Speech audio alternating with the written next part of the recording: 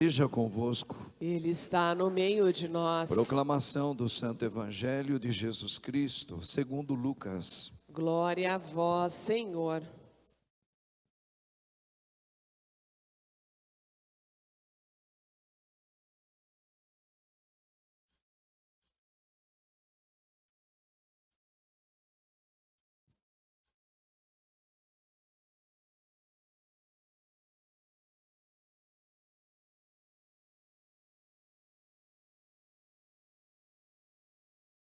Naquele tempo, Jesus acolheu as multidões, falava-lhes sobre o reino de Deus e curava todos os que precisavam. A tarde vinha chegando. Os 12 apóstolos aproximaram-se de Jesus e disseram: Despede a multidão, para que possa ir aos povoados e campos vizinhos procurar hospedagem e comida, pois estamos num lugar deserto. Mas Jesus disse: Dai-lhes vós mesmos de comer. Eles responderam: Só temos 5 pães e 2 peixes, a não ser que fôssemos comprar comida para toda esta gente. Estavam ali mais ou menos 5.000 homens. Mas Jesus disse aos discípulos: Mandai o povo sentar-se em grupos de 50. Os discípulos assim fizeram e todos se sentaram. Então Jesus tomou os 5 pães e os 2 peixes, elevou os olhos para o céu, abençoou-os, partiu-os e os deu aos seus discípulos para distribuí-los à multidão. Todos comeram e ficaram satisfeitos. E ainda foram recolhidos 12 cestos dos pedaços que sobraram. Palavra da salvação. Glória a vós, Senhor. Jesus. Louvado seja o nome de nosso Senhor Jesus Cristo. Para sempre seja louvado. Rogai por nós, Santa Mãe de Deus. Para que sejamos dignos das promessas de Cristo. Quem como Deus? Ninguém como Deus. Ninguém como Deus. Irmãos, vocês já devem ter ouvido várias vezes como esta leitura. E no Antigo Testamento fala desse rei de Melquisedeque. O rei de Siquém, uma cidade, na época de Abraão. Só que esse rei realmente, sabe-se, não fala nada a Bíblia dele, assim, no sentido, onde ele nasceu, quais foram exatamente os feitos dele. Sabia que ele era um grande rei, mas não se fala quase nada desse rei, mas ele era muito importante naquela época. E ele vai até Abraão e leva como oferenda pão, vinho, como um sacerdote que oferece a Abraão aquelas oferendas para que Abraão seja abençoado, para que Abraão possa acolher aquela oferenda. E aí os grandes teólogos, e claro, existe aí toda uma explicação. Esse rei de Siquém, na verdade, ele representa o próprio Senhor Jesus, o nosso Deus, o cordeiro imolado que se fez pão, onde o corpo e o sangue de Cristo foi entregue como oferenda para todos nós. E claro que aí tem todo o entendimento, porque de Abraão é que vem todo o povo, é que nasce toda a multidão dos povos. Abraão, de ti sairá muitas nações, que será impossível contá-las na terra. Mas é tão difícil como tentar contar os grãozinhos da areia da praia de um mar. Então assim, esse povo que viria de Abraão, ok? Do pai Abraão do Antigo Testamento, esse povo é o corpo de Cristo. É o corpo, é a igreja de Cristo, né? Cristo é a cabeça, graças a Deus a gente trabalhou bem isso. O Pai o ressuscitou, ele é a cabeça de um corpo. E esse corpo é a sua igreja, nós, a sua esposa, como está escrito lá no Apocalipse. Então quando o rei de Siquém vai até lá e dá essas o pão e o vinho para Abraão significa: eu mesmo darei a minha carne, eu darei o meu sangue para a minha igreja. Será o alimento da minha igreja, será a minha grande oferta para a igreja. É muito bonita essa explicação, até teológica, para a gente entender que esse rei é o rei Jesus, é o nosso rei, é o nosso Senhor, aquele que, porque está ressuscitado, porque está à direita do Pai, como diz lá no Apocalipse, como um cordeiro, eternamente sacrificado, só que agora sem dor, sem derramar mais o sangue, está lá, se oferecendo para o Pai eternamente. E quando nós celebramos a Santa Eucaristia, depois da sua Santa Palavra, Ele dá essa hereditariedade de Abraão, Ele dá o pão e o vinho, o corpo e o sangue dele para nós. Então, esse grande mistério que toda a Sagrada Escritura vai nos formando no corpo de Cristo, vai entendendo para quê Cristo morreu por nós, se fez homem. Eu acho muito interessante, existe uma passagem em Romanos capítulo 8, no versículo 3, eu estava vendo isso, e ali São Paulo fala algo assim espetacular, que Jesus, Deus o deu uma carne, o Pai o deu uma carne de pecado. Interessante a gente entender que na Sagrada Escritura, se vocês talvez não leram, não estudaram um pouquinho isso, eu falo isso porque a gente vai lendo, vai entendendo e a gente vai descobrindo isso, né? O termo carne na Sagrada Escritura, ela pode ter alguns entendimentos dependendo da ocasião. Então, por exemplo, quando Paulo fala lá em Romanos 8, que o Pai deu a Jesus uma carne de pecado. Calma aí, o padre vai explicar direitinho. O que é essa carne de pecado? Não é que Jesus tenha pecado, todos nós sabemos que ele não trouxe o pecado. Mas quando Paulo diz que o Pai lhe deu uma carne de pecado, significa que lhe deu um corpo como o nosso, com as consequências do pecado. Jesus chorava, Jesus crescia, Jesus também foi envelhecendo de criancinha até se tornar um homem. Jesus também sentia dor, sangrava, chorava. Está aí, é só você ler em Hebreus e ler no Evangelho. Jesus chorou muitas vezes. Então, é as consequências do pecado original. Então, olha a grandeza desse Deus, a segunda pessoa da Trindade, que sempre esteve com o Pai. Ele se fez criatura humana, por isso, carne de pecado. Por isso que o padre está falando, dependendo de aonde está escrito na Bíblia, a palavra carne, ela tem algumas expressões diferenciadas. Quer dizer, carne de pecado, o Pai lhe deu uma carne de pecado, ou seja, lhe fez, o Deus, segunda pessoa, fez homem, criatura, como nós, tem sentimento, que tem uma psicologia própria, vontade própria, que veio com uma carne com consequências, mas não com o pecado. Nós sim trazemos, quando a gente nasce, o pecado, a mancha, o pecado original. E depois do batismo, que é a vida com ele, a gente ainda tem uma inclinação para pecar.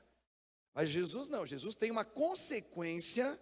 Por isso Paulo, repito, falou que o Pai lhe deu uma carne de pecado, ou seja, lhe constituiu um homem, uma criatura como nós, que herdou as consequências do pecado, as dores, o envelhecimento, as doenças. É muito interessante a gente entendendo isso, esse amor que o Senhor tem tanto grande para nós. E aí a grande pergunta é essa, mas o que ele veio fazer? O que Jesus veio fazer? Ele veio salvar. Como ele salvou? Como que ele ensinou? Porque assim, irmãos, nós sabemos, e cada um em particular sabe, somente quando a gente cresce um pouquinho, que o pecado, ele ocasionou na gente uma coisa horrível, uma coisa medonha.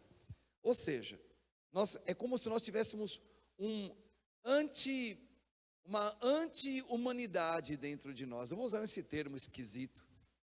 É uma coisa que nos puxa muito forte a ser contrário àquilo que o Pai, a vontade santa de Deus, nós temos muita dificuldade. Por exemplo, quer ver uma coisa? Até como batizados, algumas pessoas de relacionamentos nossos nesse mundo, às vezes nos pesa muito, e nós pesamos também para alguns, ok? Na mesma medida. E a gente, por mais que nós, ao escutarmos a palavra que Deus falou, olha, somos todos irmãos, somos o corpo de Cristo, ela também tem a marca de ter a vida de Cristo. Nós temos uma dificuldade, uma luta de olhar para algumas pessoas que nos pesam e a gente ter apreço por elas, a gente ter um coração aberto para essas pessoas. É muito difícil. Então, exatamente por isso, essa questão que nos pesa, que contraria a criação perfeita que Deus fez, viu? Vamos lembrar aqui que lá em Gênesis capítulo 2, o Deus, a Trindade, cria toda a criação, e no finalzinho da criação, olha o dedo, a assinatura de Deus é assim, e Deus, ele viu que tudo que ele fez, criou, é bom, a assinatura dele, ó, é bom. Então os homens nasceram para ter a vida junto com a vida de Deus. A vida de Deus estava nos homens, é bom. Mas o pecado rompeu a gente usa o termo amizade. Ou seja, o homem agora ele tem um pecado. O pecado o que é? É a ilusão da gente imaginar que nós somos como Deus. A gente falar, eu decido, eu tenho os meus gostos próprios, entende? Então isso daí é o que está dentro da gente ainda. A gente luta contra isso o tempo todo. Aí vem Jesus. E Jesus, ele vai trazer como a gente eliminar essa coisa ruim que nos puxa o tempo todo, né? Cada dia mais, para essa ilusão de achar que a vida é minha. É uma ilusão, é algo que vem da morte. Então ali em Apocalipse, lá em Hebreus mesmo, no capítulo 5, nós já meditamos muitas vezes aqui, é importante, sabe, nós pontuarmos a palavra onde está. O autor sagrado vai dizer que o Pai lhe deu uma carne, e quando ele se fez homem como nós, ele teve que aprender. Isso aqui, gente, precisa ser algo que a gente tem que parar um pouquinho e estudar essa frase. A Bíblia se lê assim, a Bíblia se lê ou com papel embaixo, com caderno, e você vai rabiscando ou passa, dependendo da Bíblia, você tem que sublinhar o que significa Jesus, que se fez carne, criatura como nós, mas ele não é Deus? É Deus, que se fez um homem. Ele teve que aprender do Pai a se adequar. Olha só, ele que não tem pecado, mas que tem as consequências do pecado, como nós, mas ele não tem pecado. Ele precisou aprender. O que é aprender? A gente falou aqui. Aprender, ele foi mostrando desde o primeiro momento que o arcanjo Gabriel anunciou a Maria: Pai, tu não quiseste sacrifícios, nem oblação dos animais, mas tu me destes uma carne, um corpo, me fez criatura. Para quê? Para que eu venha, lembra lá o profeta Ezequiel, a gente já falou, profeta Oséias, que eles já anunciavam, na época de Davi também, eles anunciavam que o próprio Deus, ele iria vir no meio desse corpo de Abraão, dessa igreja que não dá para contar, ele mesmo desceria, a gente usa esse termo, para caminhar junto com o povo. Aí a gente está chegando na festa de hoje. Ele mesmo ia caminhar, onde nós teríamos agora uma nova lei, uma lei só, com um único mandamento. E como é que ele desce? Assim, com a visita do arcanjo, na plenitude dos tempos. O anjo visitou a Maria, E por obra do Espírito Santo, a Trindade estava ali, ela concebeu um filho, que foi dado o nome de Jesus. Quer dizer, o homem, o Deus que se fez homem, tem um nome, Jesus, que precisou ser levado lá para o sacerdote Simeão, né, para mostrar para ele, para oferecer eles não tinham que, eles eram pobrezinhos, ofereceu um par de rolinhas para Deus, como o filho primogênito. Veja, na plenitude dos tempos, Deus fez tudo isso. Quer dizer, olha Deus vindo, e Jesus disse: eu vim para fazer a sua vontade. Aqui começou a palavra, ele se submeteu à vontade do Pai. Ele precisou aprender, Jesus, hein? Jesus. Você podia perguntar assim, mas padre, se ele é Deus e se ele se fez homem, ele já não podia usar todo o esplendor de Deus como homem Jesus, já nos salvando plenamente na hora mesmo da concepção? Não, não. Porque Jesus, Deus, o Pai e Ele, veja, Jesus, a segunda pessoa, se fez obediente ao Pai ao se tornar criatura como nós. Para quê? Para nos ensinar. Porque precisava ser alguém da nossa espécie. Eu já falei isso. Eu tinha dado até o exemplo quando eu falei sobre a AIDS, que da onde ela originou. Quem é o vespeiro da AIDS? É o gorila. E quem é que como é que do gorila saiu essa doença para o mundo? Não sabe como, mas o homem acabou pegando esse vírus do gorila, um homem que não é da mesma espécie dele, e o homem se tornou um vespeiro.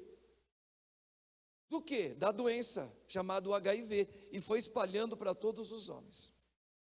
Nós temos AIDS até hoje, desde a década lá de finalzinho de 70, 80, até hoje tem essa doença medonha, está controlada, mais ou menos. Mas para dizer o quê?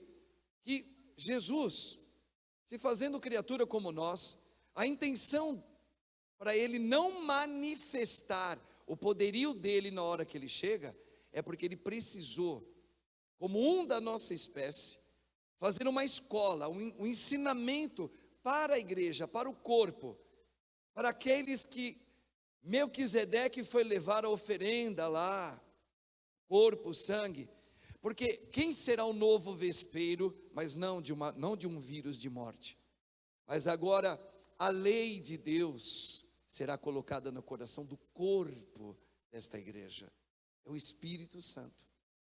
Como? Através daquele que o Pai envia, o seu Filho, que se faz homem. Então ele começa a mostrar que para vencer essa coisa ruim que a gente fala, aquilo que eu gostaria de fazer em nome de Jesus em relação ao outro, eu não consigo. Aquilo que eu queria me manter, para eu não pecar em algumas vezes, eu não consigo. Então Jesus começou a explicar como.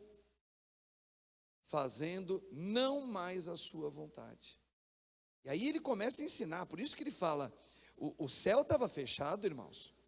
Todo mundo que morria não podia entrar no céu, não tinha mais entrada para o céu.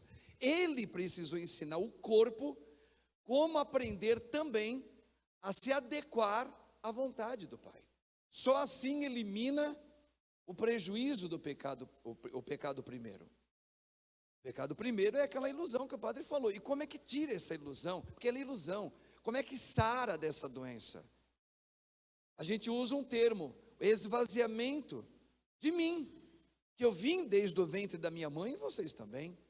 E as nossas mães vieram do ventre, já trazendo as consequências do pecado original. Então, Jesus mostra que só tem um caminho. Como? Se esvaziando de você e se contaminando agora um novo vírus, um vírus que só um ser humano pode dar para a gente. Não podia ser um animal de criação, não, tinha que ser um da nossa espécie, para comer como a gente come, para se relacionar como a gente se relaciona, para dizer, olha, ele é igual a nós, e olha como ele fez, e olha onde ele chegou. Então Jesus está mostrando como chegar até Deus. E aí por isso que naquela quinta-feira santa, ele faz aquele grande desfecho, é a quinta, é a sexta, vamos dizer, a grande paixão de Cristo. Uma litúrgica, a quinta, e a outra, literalmente, na cruz. Morre. E ali ele vai dizer: quem come deste pão, bebe, aí pega o cálice, e quem bebe deste cálice, recebe a minha vida. Ele está dizendo, tem a minha vida, tem esse vírus que é o Espírito Santo, é bom, que eu vos darei, eu darei a minha carne. Lembra de Melquisedeque, levando o pão, levando o vinho para Moisés, para a família de Moisés. Quem é a família de Moisés? Desculpa, de Moisés não, de Abraão. Todas as gerações de gente, que hoje é o novo Israel, através de Cristo Jesus. Então, eu darei a minha carne, e quem bebe da minha carne, come do meu corpo, bebe do meu sangue e come do meu corpo, permanece em mim, e eu, o vírus, o Espírito Santo, nele. Aí eu e o Pai faremos morada aí, aonde? Em mim e você, no corpo. É através de como que a gente vai se alimentar disso? Do pão e do vinho. Que da terra o homem colhe, que o Espírito Santo se transforma ali, porque Jesus ressuscitou, por isso que isso acontece.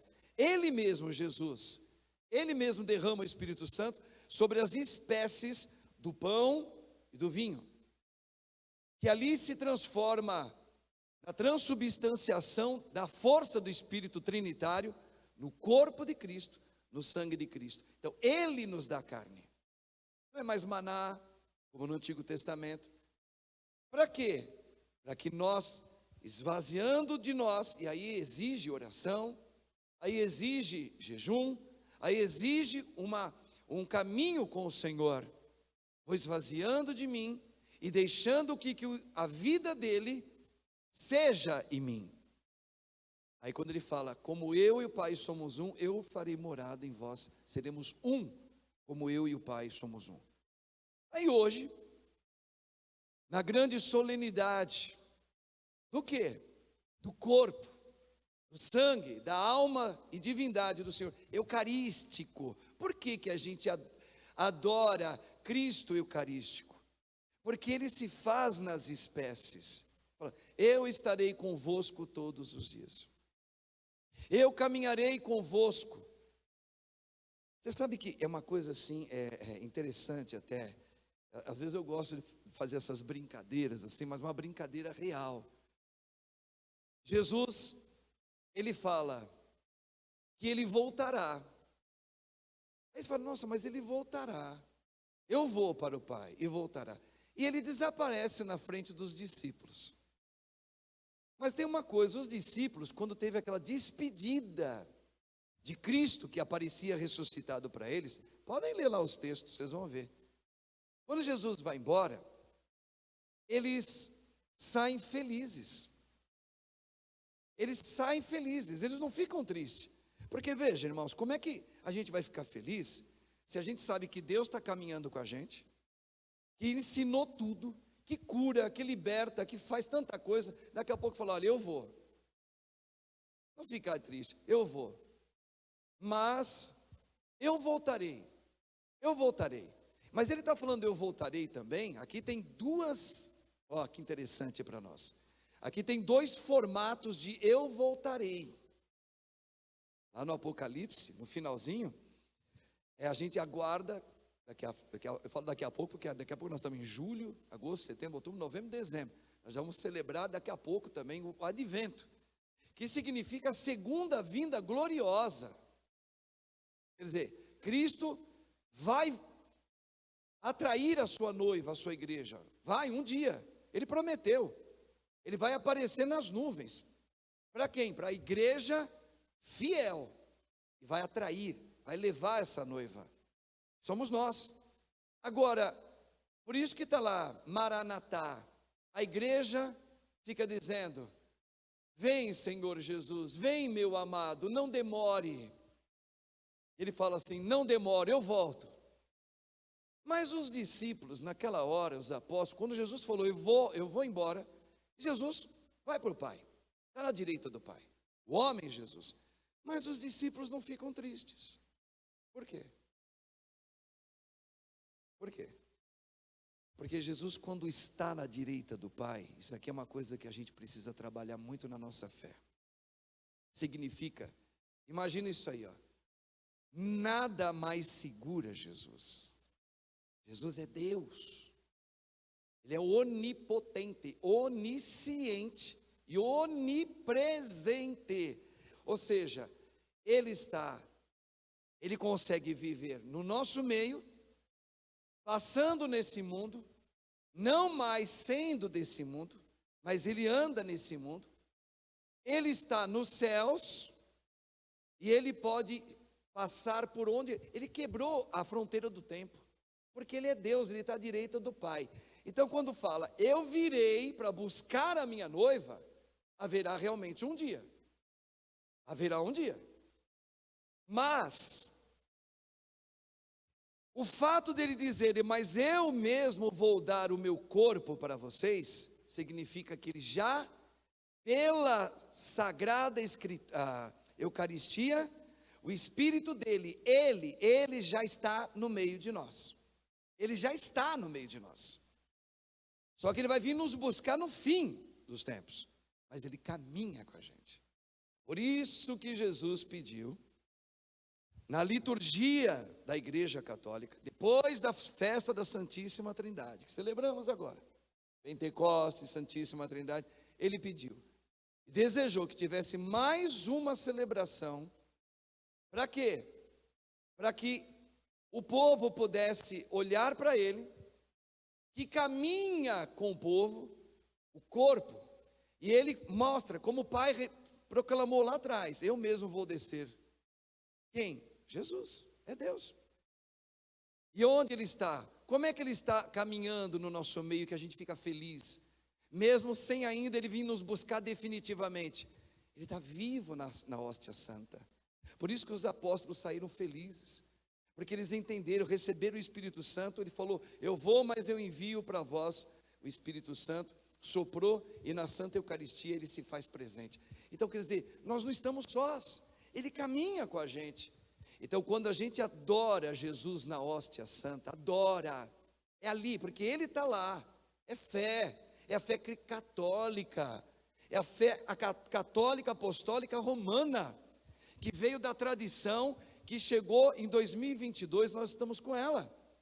Que lindo quando a gente vê Jesus no ostensório, lá dentro, aquele lugar digno, bonito, mas a gente não podia fazer algo melhor, porque aqui no mundo só dá para mostrar como se fosse tudo ouro. Não é ouro, mas lembra um sol, lembra ouro, e Ele está lá, para que todo mundo veja a cabeça e o corpo vai andando atrás. Bendito, bendito, louvado seja, glória a Jesus, bendito. Ele está vivo, está no meio de nós, e a igreja vai caminhando, Ele vai na frente. Veja, eu caminharei no meio do meu povo, eu não deixarei o meu povo, eu estarei convosco até o fim. Quer dizer, Ele está no meio da gente. Esse é o grande anúncio do cristianismo.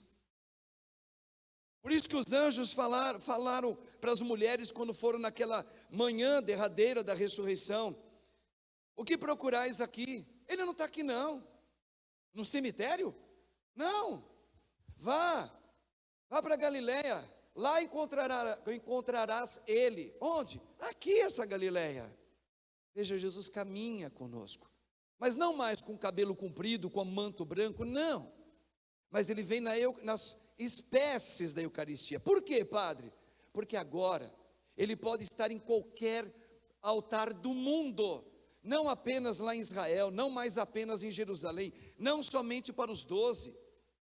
E a gente não tem nenhuma inveja, nem pode ter inveja de, porque eu não vivi naquela época como João deitou no peitinho de Jesus, como Pedro falou com Jesus. Não.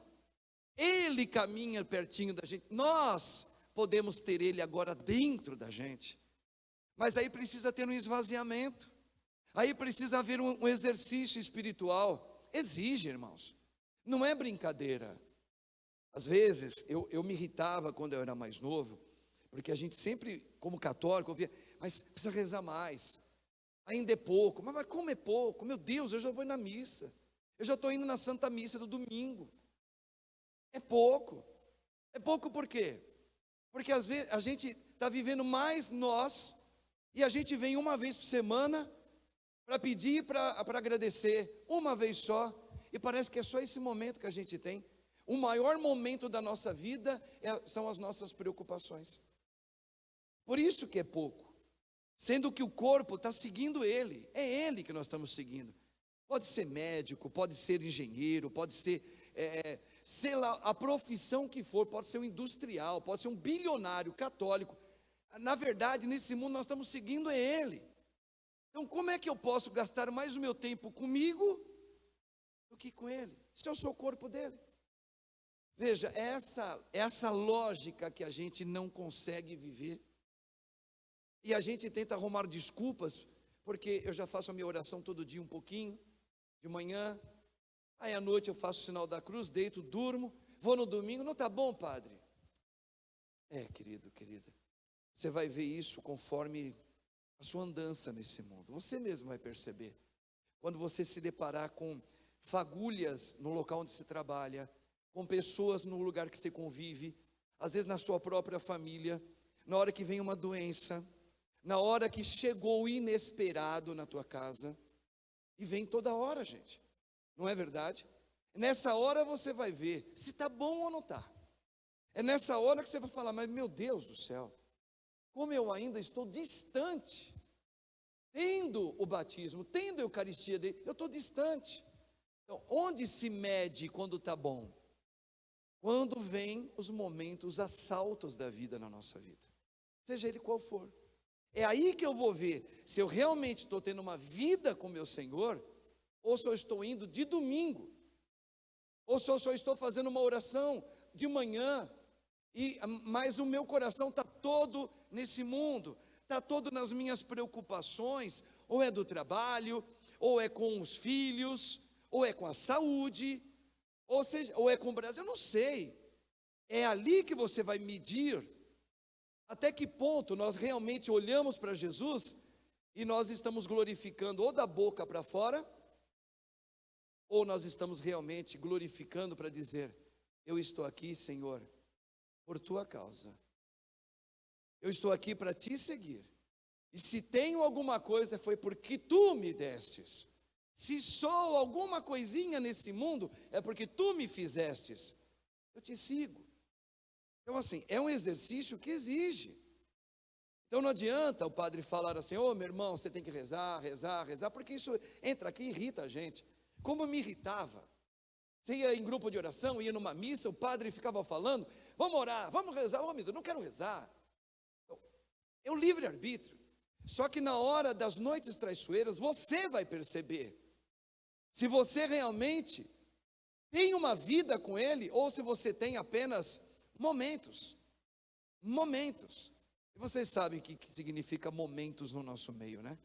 Tem momentos que eu estou apaixonado, tem momentos que eu estou com raiva, tem momentos que eu quero ficar sozinho, tem momentos, não, a gente, veja, falando na fé, a nossa fé não pode ser de momentos. Tem momentos que eu quero ir na missa, tem momentos que eu não quero ir na missa, tem momentos que eu quero rezar, tem momentos que eu não quero rezar. Não é assim. O Espírito do Senhor está em nós. Lembra, é uma luta contra algo que está dentro da gente. Quando a gente fala assim, o demônio, o Senhor veio destruir o demônio, veio e já destruiu, pela fé, mas as consequências, o demônio ainda desfruta de um rastro que deixou na gente, a gente traz um rastro, e que rastro que é? Eu já falei, é a ilusão que ele colocou, de achar que a vida é minha, eu sei o que é melhor, isso aqui vai ser melhor para mim, eu tenho motivo de ficar nervoso, eu tenho motivo de gastar meu tempo nisso, veja, é ilusão. Então, irmãos, na solenidade de hoje, o corpo, as partes sagradas da Eucaristia, ali está Jesus, e Ele está falando, eu estarei, Ele está mostrando, por que a gente vai na rua fazendo procissão? É para a gente dizer, nosso Deus, nós cremos no Deus que anda no meio de nós e nós caminhamos atrás dele. E a gente poderia até dizer, caminha nada. Aqui é uma maneira de dizer, mas eu quero caminhar contigo, Senhor. E quando a gente realmente não tem uma vida com Ele, a gente não quer caminhar com Ele. Não, Senhor, eu quero o Senhor até aqui e até aqui, até aqui. Tá bom aí? Agora, se eu vivo a sua vida, eu vivo a minha. Nós somos assim. A procissão significa, eu vou seguindo o Senhor em tudo da minha vida. Esse é o sentido da procissão. E glorificar para todo mundo ouvir, para passar nas ruas e falar, venham todos. Venham experimentar as delícias aqui, ó. Essa aqui é a delícia da vida. Venham médicos, senhoras, empregados, faxineiras, seja lá quem for, médico, professor, desempregado, pobrezinho, olha, é ele aqui, ele é a delícia. É para falar, lembra quem é o rei, lembra quem é o Senhor, Jesus. Então, daqui a pouquinho, hoje o corpo docente aqui não está tão volumoso, muita gente está viajando também, a gente sabe. O padre daqui a pouquinho, Jesus vai se fazer, ele vai se fazer na hóstia sagrada. Ele, Deus. E quem estiver preparado vai comungar. E depois, com o Espírito dele, ao seguir Jesus, quem puder, quem não tiver com problemas nas pernas, quem não, é muito rápido, é 10 minutos, porque eu ando rápido, a gente não vai ter microfone, não vai ter nada, nós só vamos acompanhá-lo, como um gesto de dizer, como fizemos lá naquela época, no começo, alguns meses atrás, com o ramo na mão, Senhor, eu te louvo, eu sigo você, com dor, com sofrimento, com gente no hospital, eu continuo seguindo o Senhor, foi para isso que eu vim. Então, irmãos, quem realmente quer fazer essa experiência, é uma experiência em Deus, de verdade, 2022, independente da idade, independente do sexo, independente da classe econômica, você quer mesmo, realmente você quer viver, que tipo de religião você quer viver? Que tipo? Que tem a sua e tem a de Cristo. A sua pega o nome Jesus, pega o nome Maria, pega a Santa Eucaristia e põe na sua medida, que é momento que você quer. Ou você realmente está disposto